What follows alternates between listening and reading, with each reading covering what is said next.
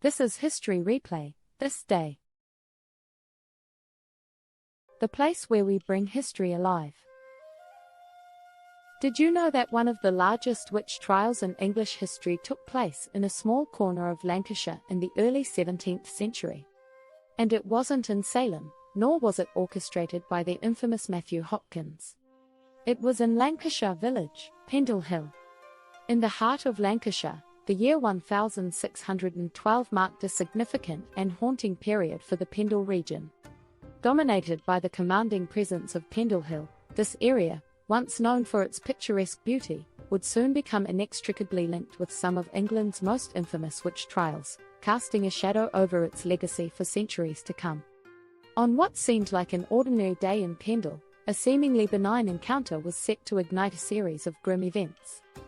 Alison Device, a young woman known in the local community, crossed paths with a peddler named John Law while on a winding road. As they exchanged pleasantries, Alison innocently requested some pins from him. But this simple transaction took an unexpected turn. Shortly after their conversation, John Law was gripped by a sudden and unexplainable illness. This plants the seeds of suspicion and fear among the townsfolk. As news of John Law's sudden ailment rippled through the community, fingers were swiftly pointed at Alison Device, with whispers claiming she had unleashed a curse on him through witchcraft. The rapid spread of this rumor acted like wildfire in the dry brush, instilling a palpable sense of dread and paranoia among the villagers. In an era and land where the tendrils of superstition held a firm grip on the minds of its people, an accusation of witchcraft wasn't merely a scandal, it was a life-threatening label that could lead to dire consequences. In the tight-knit community of Pendle, it didn't take long for the unsettling rumors surrounding Alison Device to reach the ears of Roger Noel, a respected local magistrate. His role required him to maintain order and dispense justice, so when tales of witchcraft and curses touched his jurisdiction, his interest was piqued. While balancing a mix of professional curiosity and genuine concern for the safety of his community, Noel felt compelled to act, promptly summoning Alison to stand before him in answer for the swirling allegations. Facing the overwhelming gravity of the situation, Alison Device found herself cornered, with the weight of suspicion and the community's fear pressing down on her. The intense scrutiny and the looming threat of dire consequences drove her into a state of fear, prompting a desperate confession.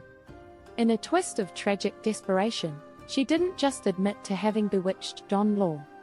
She went further, ensnaring her own kin and several villagers in her claims, accusing them of not only dabbling in witchcraft but also of partaking in the clandestine rituals of a witch's Sabbath, further stoking the flames of paranoia that had already begun to consume the village. Alison's startling confession set off a cascade of events that would soon engulf the Pendle region in a storm of suspicion and dread. What had started with one young woman's claims swiftly spiraled outwards, drawing in a broader swath of the community. The accusatory fingers weren't limited to her immediate family. They soon pointed at notable figures in the village, like Anne Whittle, commonly referred to as Old Chattox, her daughter Anne Redfern, and even Alison's own kin, Elizabeth and James Device. As the web of accusations grew denser, a chilling realization settled in. 12 individuals from the surrounding locale found themselves ensnared in these harrowing allegations, with their fates hanging precariously in the balance. As the fear and anxiety intensified within the community, so did the tales that swirled around the accused. Whispers turned into fervent chatter, painting vivid, ominous pictures of covert midnight rendezvous under the cloak of darkness. Imaginations ran wild with stories of them brewing sinister potions with malevolent intent. And even more alarmingly, hatching plots to obliterate the very symbol of regional authority, Lancaster Castle. The rumors didn't stop there, they took an even graver turn as they spoke of unspeakable acts, of lives taken not by ordinary means, but by the dark, insidious power of witchcraft, casting a deeper pall of dread over the already terrified village. Within the imposing walls of Lancaster Assizes, a trial of paramount significance commenced. A trial that would be etched into history's annals for the gravity of its accusations and the controversial nature of its evidence.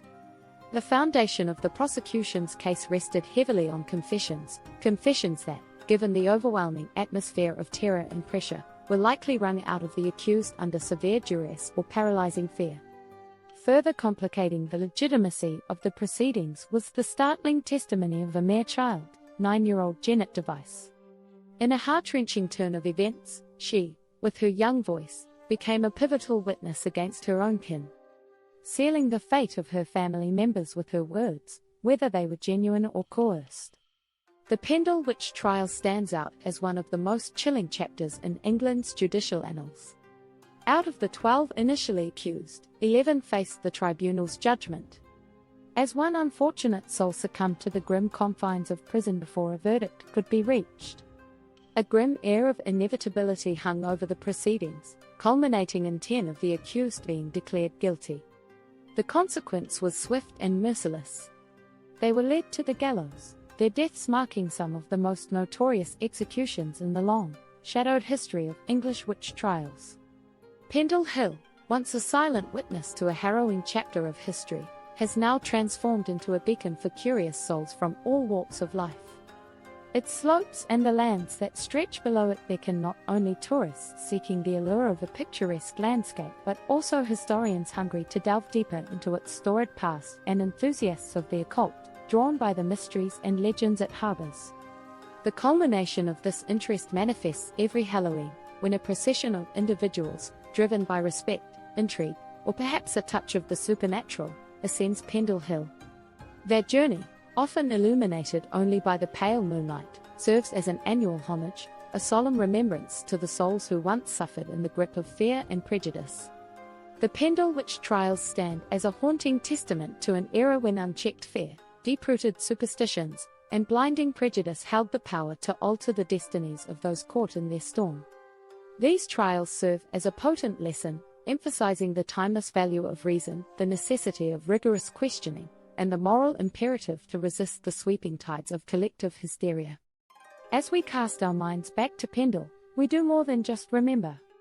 We pay tribute to the souls unjustly ensnared in this tragic episode, fervently hoping that the lessons etched in the annals of history remain as guiding lights, preventing the recurrence of such grievous missteps. Now, if you enjoyed this story, don't forget to like, share and subscribe for more tales from history. This is History This Day. Thanks for watching. We will see you in the next episode.